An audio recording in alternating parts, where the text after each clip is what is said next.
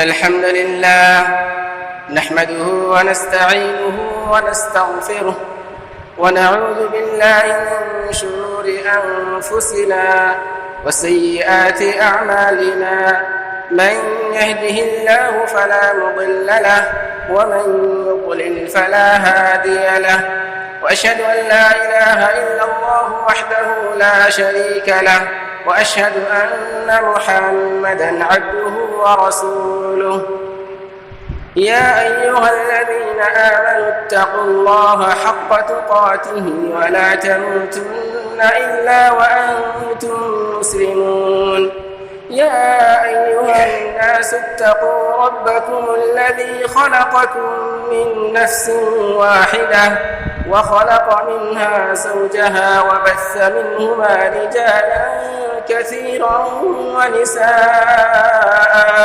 واتقوا الله الذي تساءلون به والأرحام إن الله كان عليكم رقيبا يا أيها الذين آمنوا اتقوا الله وقولوا قولا سديدا يصلح لكم أعمالكم ويغفر لكم ذنوبكم ومن يطع الله ورسوله فقد فاز فوزا عظيما أما بعد فإن خير الحديث كتاب الله وخير الهدي هدي محمد صلى الله عليه وسلم وشر الأمور محدثاتها وكل محدثة بدعة وكل بدعة ضلالة وكل ضلالة في النار أعوذ بالله من الشيطان الرجيم بسم الله الرحمن الرحيم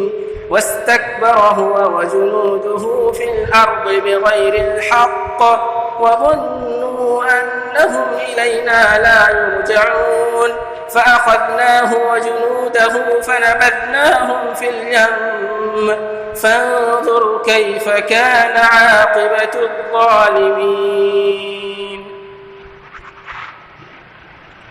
حاضرین جمعہ،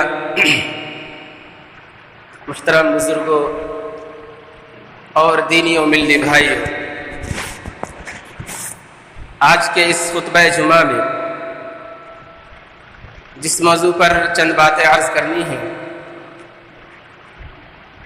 وہ ہے تکبر اور اس کی تباہ کاریاں، یعنی گھمنڈی اور گھمنڈی کا انجام۔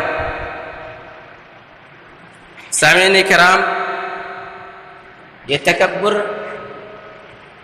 عربی کے کبر سے ماخوذ ہے، جس کا معنی ہے بڑائی، جو کہ صرف اور صرف اللہ رب العالمین کے لیے خاص ہے۔ رب العالمین کے بہت سارے اسماء ہیں جنہیں اسماء حسنہ کہا جاتا ہے، ان میں سے ایک نام المتکبر بھی ہے، یعنی بڑائی والا، اور ایک نام کبیر بھی ہے، یعنی سب سے بڑا۔ یہ کبر ہی سے ماخوذ ہے۔ یہ کبریائی، یہ بڑائی صرف اور صرف اللہ رب العالمین کے لیے خاص ہے، وہی اس کے مستحق ہے، جیسا کہ رب العالمین نے قرآن کریم کے اندر سورہ جاثیہ آیت نمبر 37 کے اندر فرمایا وَلَهُ الْكِبْرِيَاءُ فِي السَّمَاوَاتِ وَالْأَرْضِ وَهُوَ الْعَزِيزُ الْحَكِيمُ، کہ آسمانوں اور زمین کی تمام بڑائیاں صرف اور صرف اسی کے لیے ہے، یعنی رب العالمین کے لیے ہے۔ وَهُوَ الْعَزِيزُ الْحَكِيمُ، وہ بہت زبردست اور بہت ہی حکمت والا ہے۔ اور رسول اللہ صلی اللہ علیہ وسلم نے اس کی مزید وضاحت کرتے ہوئے فرمایا یقول اللہ تعالی الکبریاء ردائی والعظمة ازاری فمن نازعنی واحدا منہما فقذفته فی النار۔ حدیث موجود ہے ابو داؤد کے اندر، جس کا نمبر ہے 4090، اور ابن ماجہ کے اندر جس کا حدیث نمبر ہے 4174۔ اسے علامہ البانی رحمہ اللہ نے صحیح قرار دیا ہے کہ رب العالمین نے فرمایا کہ کبریائی، بڑائی یہ میری چادر ہے، اور عظمت یہ میرا ازار ہے۔ فمن نازعنی واحدا منہما، تو جو شخص بھی ان میں سے کسی کو بھی چھیننے کی کوشش کرے گا، یعنی اپنے آپ کو بڑا بننے کی کوشش کرے گا، ترم خواہ بننے کی کوشش کرے گا، قذفتہ فی النار، تو میں اسے جہنم میں ڈھکیل دوں گا۔ تو پتہ چلا کہ یہ کبریائی، یہ بڑائی، یہ عظمت، یہ اپنے آپ کو بڑا سمجھنا، یہ صرف اور صرف رب العالمین کے لیے ہے، اسی کو یہ زیب ہے، اسی کے لیے یہ حق ہے کہ اپنے آپ کو بڑا جانے، اور اس کے علاوہ کسی کو یہ حق نہیں پہنچتا کہ اپنے آپ کو بڑا جانے، ترم خواہ سمجھے، کبریائی و بڑائی کا مستحق سمجھے۔ تو یہ تکبر ہے کیا؟ اس کی تعریف کیا ہے؟ تو تکبر کہتے ہیں الکبر بطر الحق وغمط الناس، کہ کبر حق کو ٹھکرانے اور لوگوں کو حقیر سمجھنے، کمتر سمجھنے کا نام ہے۔ تو پتہ چلا کہ کبر کے اندر دو چیزیں ہیں، دو چیزوں کا نام کبر ہے، تکبر ہے، حق کو ٹھکرانا اور لوگوں کو حقیر سمجھنا، کمتر سمجھنا، انہیں کوئی حیثیت نہ دینا۔ حق کیا چیز ہے؟ حق کسے کہتے ہیں؟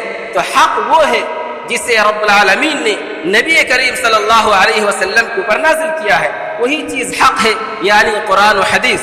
رب العالمین نے فرمایا والذین آمنوا وعملوا الصالحات وآمنوا بما نزل على محمد وهو الحق من ربهم، کہ جو لوگ ایمان لائے، عمل صالح کیے اور ایمان لائے ان تمام چیزوں پر جو محمد صلی اللہ علیہ وسلم پر نازل کیا گیا ہے، اور یہی حق ہے، ما نزل على محمد وهو الحق من ربهم، کہ جو کچھ بھی رسول اللہ صلی اللہ علیہ وسلم پر نازل کیا گیا ہے وہ۔ تو پتہ چلا کہ اگر کسی کے سامنے حق واضح ہو جائے کہ اس مسئلے میں یہ حق ہے، قرآن و سنت کی روشنی میں یہ حق ہے، میری رائے یہ تھی لیکن قرآن و حدیث بتاتی ہے کہ میری رائے غلط ہے، یہ رائے حق، یہ رائے صحیح ہے، تو اس کو انجام دینا، اس کو مان لینا، یہی اس کی بندگی کی علامت ہے۔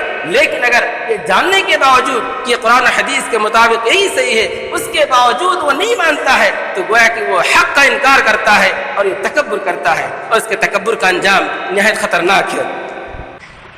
اور جو حق کو ٹھکرا دیتا ہے اس کا انجام کیا ہے، اسے بھی واضح کرتے ہوئے فرما دیا رب العالمین نے ان الذین کذبوا بآیاتنا واستکبروا عنہا، کہ جن لوگوں نے بھی میری آیتوں کی تکذیب کی، انہیں جھٹلایا اور ان سے تکبر کیا، منہ موڑا، لا تفتح لهم ابواب السماء، کہ ان کے لیے آسمان کے دروازے نہیں کھولے جائیں گے، ولا يدخلون الجنہ، اور وہ جنت میں داخل نہیں ہوں گے، حتی یلج الجمل فی سم الخیاط، یہاں تک کہ اونٹ سوئی کے اندر جو رسی ڈالنے کے، دھاگا ڈالنے کی جو سوراخ ہوتا ہے، اس سوراخ سے اونٹ داخل نہ ہو جائے۔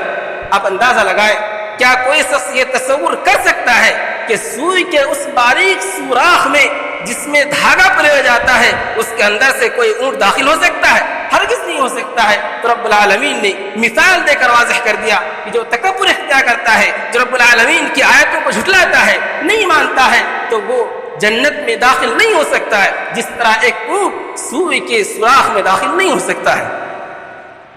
دوسری چیز، لوگوں کو حقیر سمجھنا، لوگوں کو حقیر سمجھتے ہوئے، کمتر سمجھتے ہوئے اسے ٹھکرا دینا، اسے خاطر میں نہ لانا۔ اس کے اندر چاہے آپ اس کا ہنسی مذاق اڑائے، چاہے آپ اس کے مال و دولت کو غصب کر لیں، اسے گالی گلوچ کریں، یا جس طرح بھی اسے اذیت دے، جس شکل میں بھی اسے تکلیف پہنچائے اور اسے حقیر سمجھے، یہ تمام چیزیں شامل ہیں۔ رب العالمین نے فرمایا یا ایھا الذین آمنوا لا یسخر قوم من قوم عسى ان یکونوا خیرا منهم، کہ اے ایمان والو، کوئی قوم کسی دوسری قوم کا مذاق نہ اڑائے، عسى ان یکونوا خیرا منهم، ہو سکتا ہے کہ جس قوم کی مذاق اڑایا جائے وہی قوم ان سے بہتر ہو، ولا نساء من نساء عسى ان یکن خیرا منهن، اور عورتیں دوسری عورتوں کا مذاق نہ اڑائے۔ تو رب العالمین نے واضح طور پر فرما دیا کہ کوئی شخص کسی کا مذاق نہ اڑائے۔ اور رسول اللہ صلی اللہ علیہ وسلم نے فرمایا، جو کہ مسلم کی حدیث نمبر 2564 ہے، المسلم اخو المسلم، کہ ایک مسلمان دوسرے مسلمان کے بھائی ہیں، لا یظلمہ ولا یخذلہ، کہ وہ اس پر ظلم نہیں کرتا ہے، وہ اسے بے یار و مددگار نہیں چھوڑتا ہے، ولا یحقرہ، اور اسے حقیر نہیں سمجھتا ہے، اسے کمتر نہیں سمجھتا ہے۔ التقوی ها هنا ويشير الى صدره 3 مرات، اور اپنے سینے کی طرف اشارہ کرتے ہوئے فرمایا، 3 مرتبہ فرمایا کہ تقوی یہاں ہے، تقوی یہاں ہے، تقوی یہاں ہے۔ آگے فرمایا بحسب امرئ من الشر ان يحقر، ایک آدمی کے برے ہونے کے لیے ہی کافی ہے کہ اپنے مسلمان بھائی کو حقیر سمجھے، کمتر سمجھے۔ تو ان تمام چیزوں سے پتہ چلا کہ تکبر نام ہے دو چیزوں کا، حق کو ٹھکرانے اور لوگوں کو حقیر اور کمتر سمجھنے کا، اور اس کا انجام کیا ہے ان تمام چیزوں کی آپ نے سن لیا۔ اس کی مزید وضاحت کبھی انشاءاللہ آئے گی۔ تکبر کی کیا قسمیں ہیں؟ بنیادی طور پر تکبر کی 3 قسمیں ہیں۔ نمبر 1، اللہ پر تکبر کرنا، اللہ کو خاطر میں نہ لانا۔ دنیا میں ایسے بھی لوگ گزرے ہیں اور ہیں جو اللہ کو بھی خاطر میں نہیں لاتے ہیں، اپنے آپ کو اللہ سے بڑا سمجھتے ہیں۔ آپ دیکھ لیں ابلیس کا واقعہ، انہوں نے رب العالمین کو خاطر میں نہیں لایا، اور رب العالمین نے اسے جو حکم دیا کہ آدم علیہ السلام کو سجدہ کرو، تو اس نے تکبر اختیار کرتے ہوئے کہا انا خیر منہ خلقتنی من نار وخلقتہ من طین، کہ میں اس سے بہتر ہوں، جس کو سجدہ کرنے کا حکم دیا تو نے اس سے میں بہتر ہوں، یعنی آدم سے میں بہتر ہوں۔ کیوں؟ خلقتنی من نار وخلقتہ من طین، کہ تو نے مجھے آگ سے پیدا کیا اور اسے مٹی سے پیدا کیا، اور آگ تو اوپر ہوتا ہے۔ تو اس نے اللہ رب العالمین کو پر تکبر کیا، ٹھکرا دیا۔ نتیجہ کیا ہوا؟ رب العالمین نے فرمایا فاہبط منہا فما یکون لک ان تتکبر فیہا فاخرج انک من الصاغرین، تو یہاں سے نکل جا، اتر جا یہاں سے، تجھے کوئی حق نہیں پہنچتا کہ تو یہاں تکبر کرے۔ فاخرج انک من الصاغرین، تو نکل جا، بے شک تو ذلیل لوگوں میں سے ہے، رسوا لوگوں میں سے ہے۔ ایک دوسرے مقام پر فرمایا فاخرج منہا فانک رجیم، تو یہاں سے نکل جا، بے شک تو مردود ہے، دھتکارا ہوا ہے۔ وان علیک اللعنۃ الی یوم الدین، اور بے شک تجھ پر قیامت تک، بدلے کے دن یعنی قیامت تک کے لیے تجھ پر لعنت ہے۔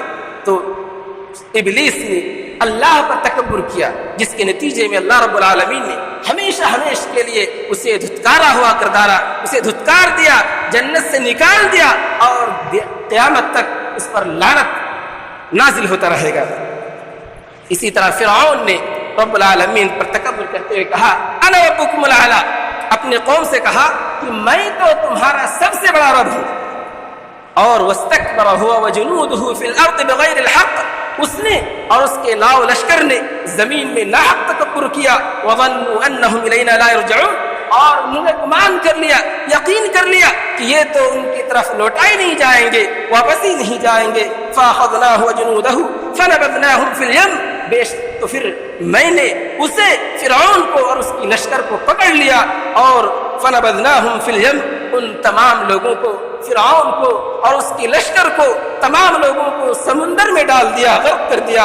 فانظر کیف کان عاقبۃ الظالمین، لہذا آپ غور کریں، دیکھیں کہ ظالم کا انجام کیسا رہا۔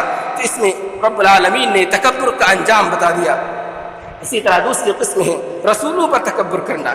کچھ لوگ ایسے بھی گزرے ہیں اور آج بھی موجود ہیں جو رسولوں پر تکبر کرتے ہیں، یعنی رسول کی باتوں کو ٹھکرا دیتے ہیں۔ رسول نے جو راستہ بتایا اس راستے کو اختیار نہیں کرتے ہوئے اس کی مخالفت کرتے ہیں، تو گویا کہ وہ رسولوں پر تکبر کرتے ہیں۔ جیسا کہ نوح علیہ السلام نے اپنی قوم کو 950 سال تک توحید کی طرف بلایا، دعوت دی، لیکن لوگوں نے نہیں مانا اور تکبر اختیار کیا۔ پھر نتیجہ یہ ہوا کہ ان تمام لوگوں کو غرق کر دیا گیا۔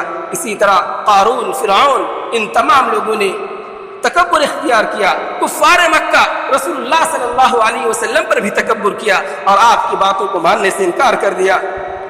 انہم کانوا اذا قیل لهم لا الہ الا اللہ استکبرون، کہ جب ان سے کہا گیا کہ لا الہ الا اللہ کا اقرار کر لو تو ان لوگوں نے تکبر کیا۔ وَيَقُولُونَ أَإِنَّا لَتَارِكُو آلِهَتِنَا لِشَاعِرٍ مَجْنُونٍ، اور ان لوگوں نے مذاق اڑاتے ہوئے کہا کیا اس پاگل کی وجہ سے، اس مجنون کی وجہ سے ہم اپنے معبودوں کو چھوڑ دیں گے؟ پھر نتیجہ کیا ہوا؟ بل جاء بالحق وصدق المرسلین انکم لذائق العذاب العلیم، رب العالمین نے بھی اپنا فیصلہ سنا دیا کہ حق آ چکا ہے۔ انکم لذائق العذاب العلیم، بے شک تم لوگ دردناک عذاب کا مزہ چکھنے والے ہو۔ اور تیسری قسم ہے لوگوں پر تکبر کرنا، بندوں پر تکبر کرنا۔ یہ 3 قسمیں ہیں جو بنیادی طور پر پائے جاتے ہیں، اللہ پر تکبر کرنا، رسولوں پر تکبر کرنا اور بندوں پر تکبر کرنا۔